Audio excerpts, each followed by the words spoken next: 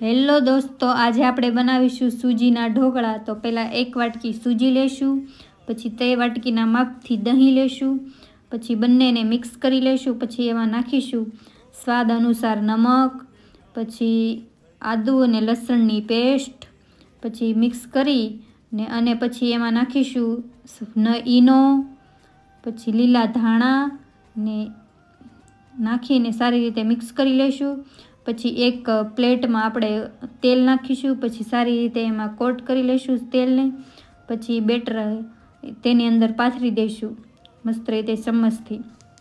પછી તેની અંદર નાખીશું કાળો નમક, પછી મરચી પાવડર। વઘાર તૈયાર થઈ ગયો છે અને આપણા ઢોકળા પણ સ્ટીમ થઈ ગયા છે। તો તે વઘારને આપણે એ ઢોકળામાં સારી રીતે ફેલાવી દઈએ। તો આપણા ઢોકળા તૈયાર થઈ ગયા છે। વિડીયો ગમ્યો હોય તો લાઈક કરો, શેર કરો, કોમેન્ટ કરો અને ચેનલને સબસ્ક્રાઈબ કરો।